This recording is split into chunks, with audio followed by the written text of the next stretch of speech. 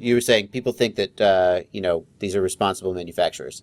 Yeah, and I'm not going to talk bad about Venom or any of those guys because they may be. I haven't personally beat up their batteries yet to see Right. what's going on. But there's just a higher standard in the batteries that are going in all these consumer electronics that are getting put up against someone's face. And the guys that are making the lithium batteries that go into a iPhone Right. aren't making RC cells. No, Uh, clearly. and they may be actually. That's the other thing that's super fun about Chinese battery manufacturers is even if Sony makes lithium polymer cells in a Chinese factory or in a Japanese factory, wherever they're making them, they're going to bin those batteries. So as a battery comes out, it goes through. Even just because it's been manufactured doesn't mean that's when it gets wrapped up and shipped. It Yeah. gets charged, discharged. Like all this stuff happens to it as part of the manufacturing, and the performance from those stages determines whether or not the battery is going in the A bin, B bin, or C bin. Right. Well, yeah, you're dealing with like nanoparticle Yeah. level. So the structure as this thing builds, think of it like rock candy. Right. Right. When you stick the stick in there with the sugar water and it makes the rock on the Right. stick. Right. You're kind of doing something very similar with lithium batteries, microprocessors, any of the stuff that requires this delicate chemical makeup and buildup to occur. So sometimes somebody walked by and accidentally bumped into the machine, and that caused Right. a shift of enough that caused it to now that's a C bin cell. Right. Some of these battery manufacturers aren't manufacturers. They buy the C's and the B's from big battery guys, Right. and they wrap them up and stick them. And then you get problems with not having matched cells and stuff like that, where you start seeing like, oh, I lost a cell in this battery. Right. That should never happen. Right. You should never lose one cell because they should be matched. They should be matched. But we're not dealing with that level of quality manufacturing and quality control. So one of the things we talked about in our chat was about battery break-in. Let's talk about break-in. And that, Okay. Let's go down that bunny trail. Yeah. So this is where you get the flame posts. Yeah. Because so- people believe strongly in break-in. Doesn't exist. All right, let's do it. I'll flat out tell you I posed that exact question when I was first learning, and it made the engineer at Panasonic I was talking to angry. He got mad. He's like, there's no break-in. There's nothing. If anything, there's the blah, blah, blah interference layer. He talked about a couple of different things that can happen. If you damage a battery by overcharging or over-discharging, or if a battery starts to get old, it does create oxide layers or these little microstructures that look like stalactites almost form where lithium ions have stuck and kind of welded themselves, which is actually a leading cause of battery failure for stagnant use batteries. But So that happens when the battery's left discharged too long or left at any state of charge.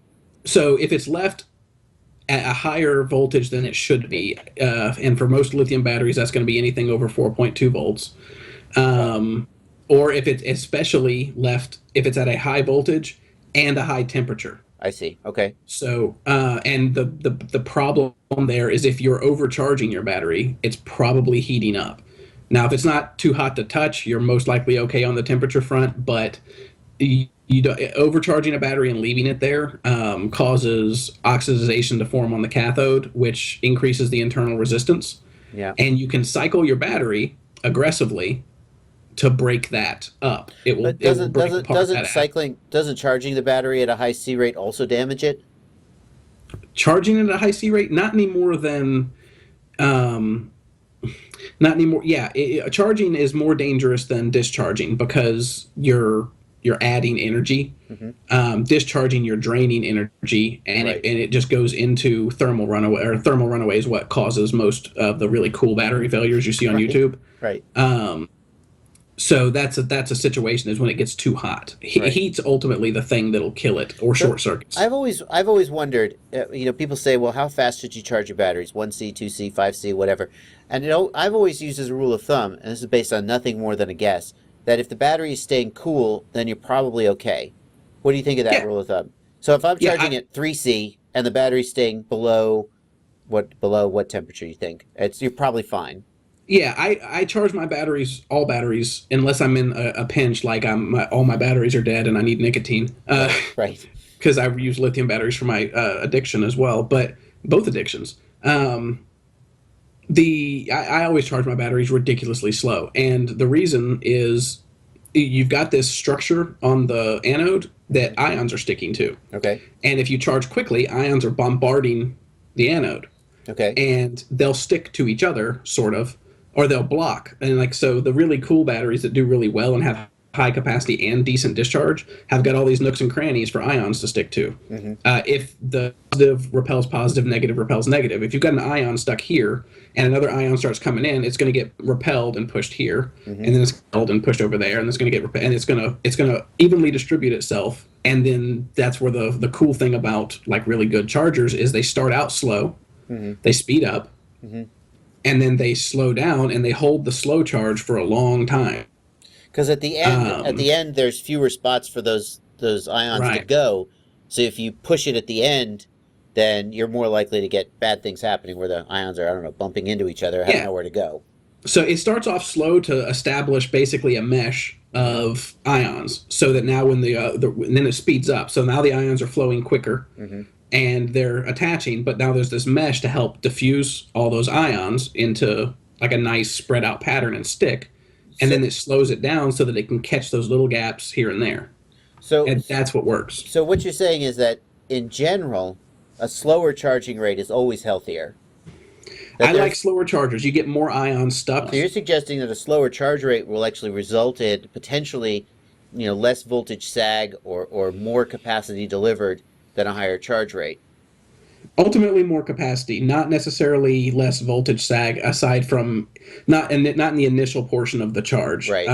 because you're getting a better density, you're getting a better charge, and it's Okay. it's a slower rate and a smart charger, something that doesn't just And that's go that's where I, 3 amps and that's where I done. was going to go. The other thing is, and I've often I've said, at the end of the day, a charger's job is just to push charge into the battery. And you got these expensive chargers like the iCharger, and you've got cheaper chargers like the AccuCell or the Reactor. Setting aside the fact that the Reactor, I'm told, is actually a ripoff of the iCharger. I was told that by a slightly irate iCharger rep who who was annoyed at my review of the Reactor chargers. But anyway, um, in theory, like some people say, they charge a lithium ion by just using a constant current supply, and they set the constant current supply to whatever 1C, and they plug the battery in, and away they go. But potentially, a smart charger is going to be able to get a faster charge without damaging the battery because, like you said, it'll go slow, and then when it's safe to go fast, it'll go fast, then it'll slow Yeah, down at the end.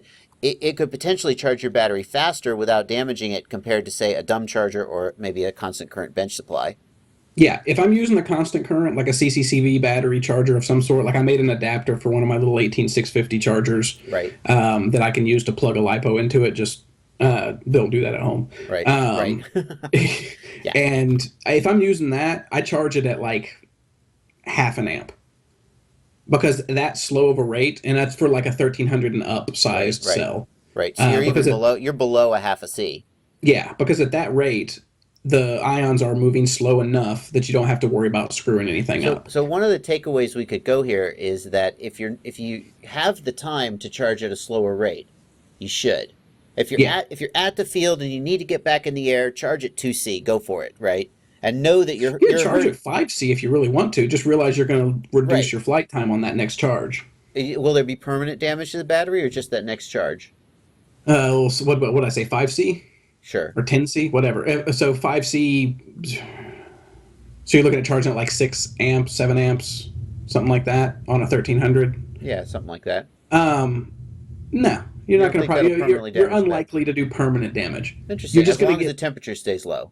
Yeah, if you feel because Interesting. the battery's gonna, it's the same thing that's happening. Right. You're dumping electricity into it. The internal resistance is what causes the heat. Hmm. So the transference of energy, resistance being okay. Now the electrical energy is getting turned into thermal energy. Yeah.